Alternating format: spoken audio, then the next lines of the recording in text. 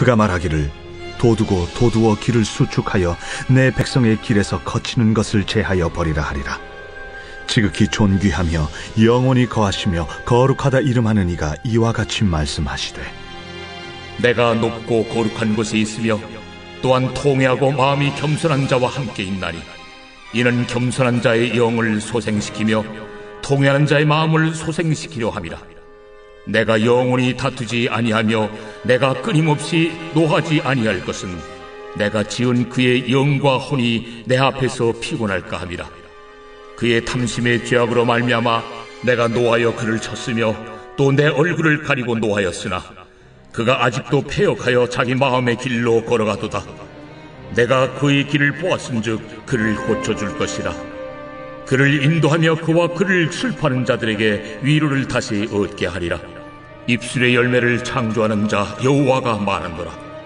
먼 데 있는 자에게든지 가까운 데 있는 자에게든지 평강이 있을지어다. 평강이 있을지어다. 내가 그를 고치리라 하셨느니라. 그러나 악인은 평온함을 얻지 못하고 그 물이 진흙과 더러운 것을 늘 솟구쳐내는 요동하는 바다와 같으니라. 내 하나님의 말씀에 악인에게는 평강이 없다 하셨느니라. 이제 오늘 이사야 57장 이제 14절에서 21절의 말씀은 이제 56장부터 시작이 되었던 하나님의 말씀, 이제 특별히 56장 1절에 공의를 지키고 의를 행하라 라고 말씀하셨고, 목마른 자들 값없이 와서 포도주와 젖을 사라고 은혜의 초청을 받은 백성들에게 어떻게 살아야 할 것인가 요구되는 하나님의 의와 뜻을 말씀해 주셨습니다만, 사실은 그 말씀을 받은 하나님의 백성들에게는 그 하나님의 의와 공의를 지키고 행할 수 있는 능력이 결여되어 있는 아주 비참한 현실을 그대로 보여주죠. 그게 바로 우리 어제 묵상을 했던 56장 9절부터 57장 13절까지의 말씀입니다. 그러니까 이스라엘은 그 속에 선한 것이 없고 그들 스스로의 힘으로 하나님이 기뻐하시는 뜻을 행할 수 있는 능력이 없는. 그래서 이제 오늘 57장 14절부터 이제 끝까지 21절까지의 말씀을 보면 그렇기 때문에 그 은혜의 능력, 구원의 능력, 의를 지키고 또 공의를 지키고 의를 행할 수 있는 능력을 하나님께서 친히 베풀어 주시고 은혜를 주신다라고 말씀을 합니다. 그래서 하나님께서 우리를 구원해 주시고 또 우리를 살려주셔서 주의 뜻을 행할 자녀로 빛으로 소금으로 이 땅 가운데 부르시지만, 사실 우리 스스로 빛을 발할 수 있는 능력이 없고 소금의 짠맛을 낼 수 없기 때문에 하나님께서 우리에게 성령을 부어주셔서 주의 뜻을 행하게 하시는 것과 같이, 하나님께서 우리를 놀라운 능력으로 구원해 주신 이후에 주의 뜻을 준행할 수 있는 은혜를 친히 부어주시는 하나님을 오늘 본문에서는 말씀을 하고 있는 것입니다. 자, 그래서 오늘 말씀 1절은 이제 은혜의 선언으로부터, 14절은 은혜의 선언으로부터 시작이 됩니다. 자, 14절 보시면 같이 읽습니다. 그가 말하기를 도두고 도두어 길을 수축하여 내 백성의 길에서 거치는 것을 제하여 버리라 하리라. 아멘. 자, 이제 하나님께서 이제 은혜의 길을 이스라엘을 위해서 닦아주실 텐데, 물론 여기서 이 백성은 단순히 그냥 이스라엘 백성만이 아니라 앞에 우리가 56장 1절에서 8절까지 본 것처럼 이방인들, 또 고자와 같이 여러 가지 육체적인 질병과 선천적인 여러 가지 여건으로 하나님의 은혜에 나갈 수 없다고 배제된 사람들 모두를 포함하는 것이죠. 자, 그가 말하기를, 하나님이십니다. 도두고 도두어, 도둔다라는 건 뭐냐? 여러분, 이제 길을 닦으려면 항상 우리가 이제 봅니다만, 길을 닦으려면 이 길을 이렇게 잘 평평하고 직선 도로가 되기 위해서 이 도로를 높게 세웁니다. 흙을 높이 깔아서 이제 주변의 지표보다 높이 올라오게 하죠. 그래서 도두고 도둔다라는 것은 길을 높이 잘 평탄하게 세운다는 겁니다. 그래야 이게 움푹 들어간 곳에 길을 세우면 비가 내리면 어떻게 됩니까? 도로가 물에 잠기겠죠. 그래서 잠기지 않도록 높이 돋우어서 평평하게 직선길을 갈 수 있도록 길을 잘 평탄화하는 작업, 이게 무엇보다 필요하죠. 그래서 고속도로를 닦을 때도 보면 도로가 우뚝 솟아있는 것을 우리가 많이 봅니다. 그래서 하나님께서 이 백성들이 하나님의 뜻을 준행하며 살아갈 수 있도록 새로운 은혜의 길을 돋우시는데, 여러분, 이 길을 돋우는 것은 백성 스스로 할 수 있는 일들이 아닙니다. 백성들이 할 수 없는 것을 이제 하나님께서 직접 역사하시는 것이죠. 길을 돋고 탄탄하게 돋우어서 길을 수축해서 내 백성의 길에서 거치는 것을 제하여 버리라. 자, 길을 닦을 때 길을 돋우면서 큰 바위가 나오거나 앞에 큰 나무가 있거나 그러면 다 잘라버리고, 그리고 돌을 다 제거해서 치워버려야 하는 것처럼 하나님의 백성답게 살아가는 길에서 거치는 것들을 이제부터 하나님께서 친히 제하여 버리게 하겠다고 말씀하십니다. 가장 큰 거침돌은 무엇입니까? 이스라엘에게 만연한 죄의 습성들, 이것들을 하나님이 하나하나 제거해 주셔야 되겠죠. 그래서 하나님께서 친히 이제부터 이스라엘의 거친 돌들을 제거해 주시겠다 말씀을 하십니다. 15절에 지극히 존귀하다라는 건 높이 계시다라는 겁니다. 하나님께서는 높이 계신 하나님, 공간적으로 초월하신 하나님이죠. 또 영원히 거하시고, 이거는 시간적으로 초월하신 하나님입니다. 그러니까 시공간을 초월하시며 거룩하다 이름하시는 하나님. 거룩하다라는 건 이 세상에 있는 모든 것과 구별된다라는 것이죠. 그래서 이 세상에 있는 그 어떤 것도 여호와와 비길 수 없고, 여호와 같은 것이 없고, 분이 없고, 그래서 하나님의 배타적인 거룩한 구별되는 시공간을 초월해서 영원히 홀로 계신 여호와 같은 이가 없는데, 거룩하다 이름하는 이가 이와 같이 말씀하시되, 내가 높고 거룩한 곳에 있는데, 높고 거룩한 곳에 있으면 낮고 낮은 우리와 너무 이 간극이 클 수 있다는 것이죠. 근데 하나님께서 높고 거룩한 곳에 계시면서도 또한 통회하고 마음이 겸손한 자들과 함께 있다고 말씀합니다. 가장 높고 가장 존귀하신 그 하나님의 마음은 어디에 있느냐? 가장 낮고 가장 연약하여 가장 겸손하고 가장 마음을 찢고 애통하는 자들. 그래서 여러분 55장 6절에 보시면 하나님께서 내게로 돌아오라 라고 말씀하신 다음에 이렇게 말씀하죠. 너희는 여호와를 만날 만한 때에 찾으라. 가까이 계실 때에 그를 부르라. 그래서 겸손하게 여호와를 찾고 부르고 은혜를 구하는 심령들에게 하나님이 함께 하신다라고 약속합니다. 그러면서 이는 겸손한 자의 영을 소생시키며, 교만해서 하나님이 필요 없다 하는 사람 말고, 하나님 나에게는 은혜가 필요합니다. 하나님 내게 은혜를 주십시오. 나는 주의 은혜가 아니면 살 수 없습니다 하면서 안타깝게 여기고 통회하는 자. 주님, 내가 이렇게 연약합니다. 또 넘어집니다.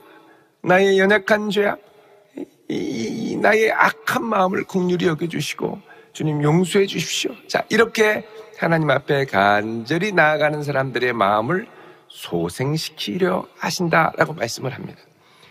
내가 영원히 다투지 아니하며 내가 끊임없이 노하지 아니할 것은, 자, 하나님께서 이스라엘의 죄로 진노하셨죠. 그러나 그 진노를 이스라엘이 물어서 다 갚기 전까지는 절대 풀지 않겠다. 그러면 이거는 끝나지 않는 싸움이 되죠. 여러분, 사람의 인생도 그렇습니다.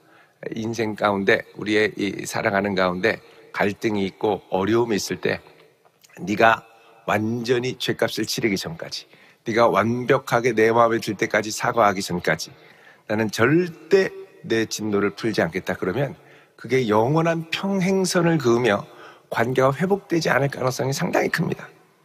그러면 이걸 어떻게 회복되느냐? 다른 한쪽에서 일방적으로 은혜를 베푸시고 용서하고 다가가지 않으면 회복될 수 없는 거죠. 하나님께서 영원히 다투지 않고 끊임없이 노하지 아니할 것이다. 이 말은 뭐냐? 하나님께서는 마침내 은혜를 베푸시고야 말겠다라는 말씀이기도 합니다. 왜 하나님이 은혜를 베푸시느냐? 분노를 이들이 스스로 다 죄의 값을 갚기 전까지 다 기다리시지 않고 왜 먼저 푸시느냐?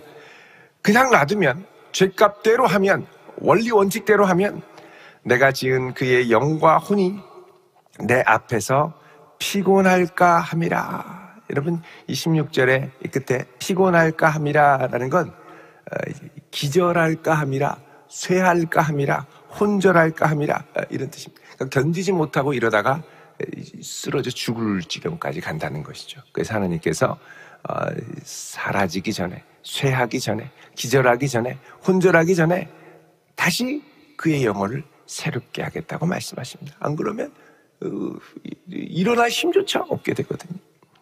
17절에 그의 탐심의 죄악으로 말미암아 내가 노하여 그를 쳤으며, 여기 탐심의 죄악이라는 말, 이제 히브리어로 베자라고 되어 있는데, 이 베자라는 말은 우리의 이제 탐욕도 있겠습니다만, 요거는 탐욕이 올라와서 특별히 부정한 거래를 통하여 얻은 이익, 요걸 이제 탐심이라고 합니다. 그러니까 부당한 이득, 사람을 피눈물을 쏟게 만들고 얻은 이익들, 이런 것들에 대하여 하나님께서 경고하시는 거죠. 이스라엘을 치신 이유 중에 하나는 이들이 이렇게 부당한 이득에 대한 욕망과 열망으로 가득 차서 찼다고 말씀하시죠. 여러분, 예레미야 6장 12절을 한번 보시죠. 예레미야 6장.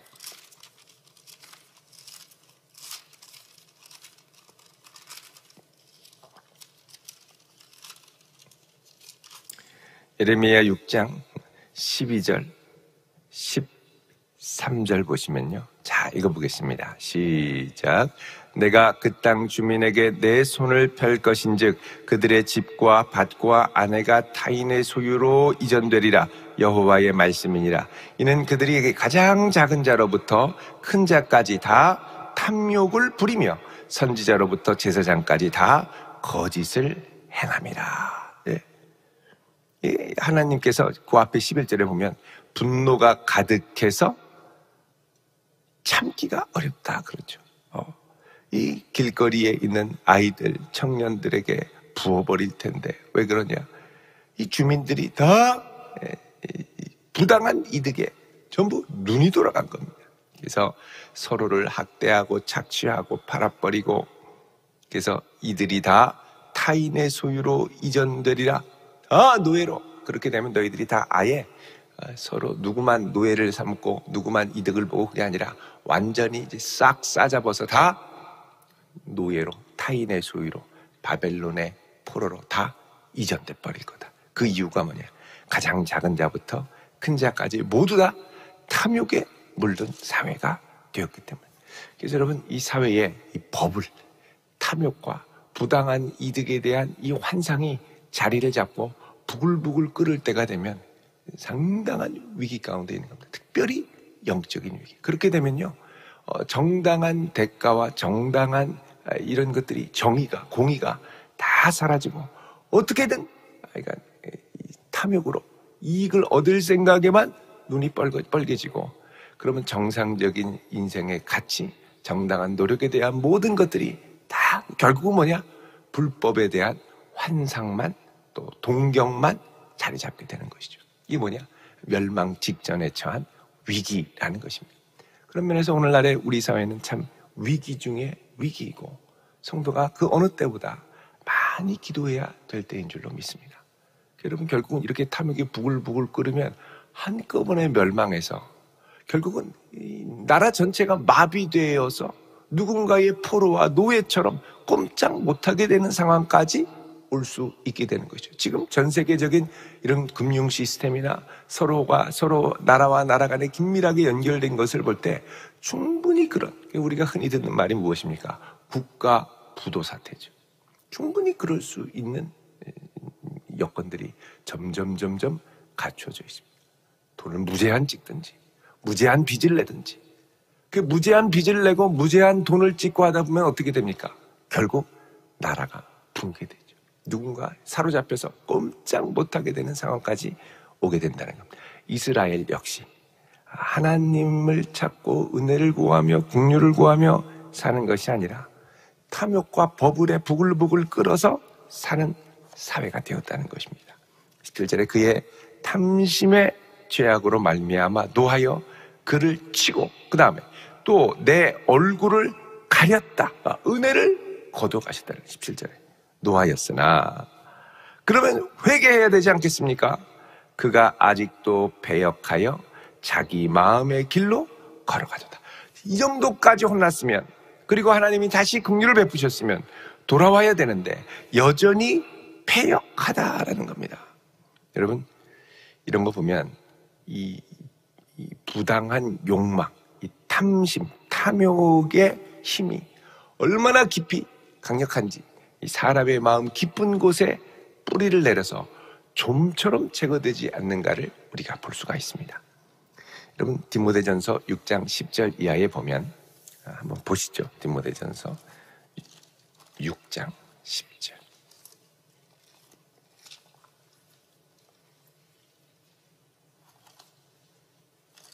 디모데전서 6장 10절을 보면 돈을 사랑함이 일만 같이 읽습니다. 시작. 돈을 사랑함이 일만 악의 뿌리가 되나니 이것을 탐내는 자들은 미혹을 받아 믿음에서 떠나 많은 근심으로써 자기를 찔렀도다. 자, 돈을 그냥 유용하고 필요하기 때문에가 아니라 사랑하는 겁니다. 사랑하면 이게 궁극적인 목적이 되고요. 돈만 된다면 언제나 오래 참고 돈만 된다면 언제나 온유하고 이렇게 되는 거예요. 자기 불편함을 감수하고 일만 악의 뿌리가 된다. 자, 이것을 탐내는 자들은 이게 탐심이죠. 미혹을 받아 어디서 떠나요? 믿음에서 떠나. 신앙보다 돈에 대한 믿음과 신념이 훨씬 더 확고하게 되는 거죠. 믿음에서 떠나 많은 근심, 주님 안에 있으면 평안한데 돈을 따라가다 보면 온갖 근심 걱정, 밤에 막 잠도 못 자고 이걸 어떻게 할까 저렇게 할까 막 어떻게, 그러니까 이 고민으로 자기를 찌른다 그러죠. 피골이 상접하고 밤잠도 못 자고 신경쓰이하게 걸리고 천당과 지옥을 와락와락가락하고 왔다 갔다 하고 이렇게 된다는 겁니다. 그래서 일만하게 뿌리라고 하면 돈에 대한 사랑, 더 나아가면 탐심에 대한 사랑, 탐욕에 대한 사랑, 부당한 이득에 대한 사랑. 하나님이 내게 은혜로 주시는 것으로 살아가야 되는데 내가 어떻게든 내 힘과 능력으로 할 수 있는 모든 자원을 완전히 확보해서 꽉 쥐고 있으려는 욕심. 이게 하나님이 은혜를 베푸셔도 잘 사라지지 않다라는 거죠. 내게로 오라 포도주와 젖을 사라 해도 비틀거린다는 거죠. 그래서 하나님이 어떻게 하시느냐 18절에 내가 그의 길을 보았은즉 그를 고쳐줄 것이라. 그래서 하나님께서 그것조차도 다시 주의 은혜와 능력의 손으로 치유해 주신다고 말씀합니다. 그러니까 우리는 구원받기 위해도 은혜를 필요로 하지만 구원받은 후에도 은혜 가운데 살아가야 할 필요가 있습니다. 다른 말로 하면 내 안에 선한 것이 하나도 없기 때문에 처음부터 끝까지 오직 은혜로 살아야 될 존재라는 것이 갈수록 명확해지는 거죠. 내 안에 부패와 탐욕을 이기고 탐심을 이길 수 있는 힘도 오직 은혜로 말미암는다는 것을 말씀하는 겁니다. 하나님께서 우리에게 요구하시는 것은 무엇이냐? 19절에 보면 입술의 열매를 창조하는 자 여호와가 말하노라 그러죠. 여기 입술의 열매는 정확하게 얘기하면 입술들의 열매입니다. 입술들의 열매라는 건 우리 인생들의 입술들 가운데 나타나야 할 열매들을 말하는 것이죠. 그 열매는 뭐냐? 이사야 43장 21절에 이 백성은 내가 나를 찬송하기 위하여 지었다라고 말씀하죠. 이 백성은 내가 나를 위하여 지었나니 나를 찬송하게 하려 합니다. 하나님께 영광을 돌리고 하나님께 감사하려고 지으셨는데 이게 여태까지 없었다는 것이죠. 근데 이제 이 입술들의 열매를 창조하시는 자, 원래 이 입술들의 열매는 내가 만들어야 되고 내가 해야 될 것 같은데 그것조차도 나올 수 있도록 하나님이 은혜를 주시는 겁니다. 먼 데 있는 자에게든지 가까운 데 있는 자에게든지 평강이 있을지어다. 평강이 있을지어다. 자, 하나님께서 그 백성들 가운데 입술들의 열매를 창조하기 위해 주시는 것이 뭐냐? 평강. 평강은 무엇입니까? 부족함 없이 주님 주시는 은혜로 꽉 찬 상태. 평안입니다. 평안. 내가 그를 고치리라 그러죠. 이 비뚤어진 마음, 탐욕으로 물든 마음, 이런 마음들을 하나님이 고치겠다고 말씀을 하십니다. 자, 그런데 이렇게까지 하나님이 은혜를 베푸신다고 할 때 우리는 뭘 해야 되느냐? 그 은혜가 내 삶에 관통하도록 허락하고 마음을 열고 순종하며 나아가야죠. 그래서 은혜로 주의 이런 역사를 붙드는 걸 뭐라 그러냐? 믿음이라고 합니다. 근데 이것들을 내가 믿음으로 붙들지 않고 거부할 때 불의하다, 악하다 그러죠. 20절에 그러나 악인은 평온함을 얻지 못하고 주님의 은혜가 이렇게 부어져도 끝까지 거부하는 자들 평온함을 얻지 못하고 그 물이 진흙과 더러운 곳을 늘 솟구쳐내는 요동하는 바다 같으니라. 여러분 그 속에서 물이 나오는데 맑은 물이 졸졸졸 흘러야 생수를 마시고 이 사람이 이 기운을 얻죠. 근데 이 샘물가루 가면 늘 진흙, 더러운 물들 막 찰흙 같은 게 막 섞여서 같이 나오면 그거 어떻게 먹습니까? 물 먹기가 참 어렵습니다. 제가 전에 아프리카에 가서 이 선교하러 갔다가 청년들하고 지하수 물을 펑펑펑펑 품어내는데 진흙만 나오는 거예요. 진흙물. 거기에다 진흙물만 나오면 모르겠습니다. 벌레들 막 나와가지고 보니까 그 밑에 벌레들이 알감물 같은 거예요. 그 물 마시고 3일 안에 우리 전부 다 장티푸스 걸렸습니다. 약 먹고 뭐 그런 것만 먹으면 어떻게 살겠냐는 겁니다. 너희들 진흙과 더러운 것을 솟구쳐내는 요동하는 바다와 같다. 21절 내 하나님 말씀에 악인에게는 평강이 없다 하셨느니라. 그래서 하나님께서 우리가 악을 버리고 하나님을 선택하기를 원하십니다. 그 믿음의 가장 기초적인 행위와 결단이 있을 때 하나님의 은혜가 우리 안에 와서 우리를 다스리시고 우리를 통치하시고 평안을 주시고 탐심을 녹여주시죠. 거룩하게 살 수 있도록 하시죠.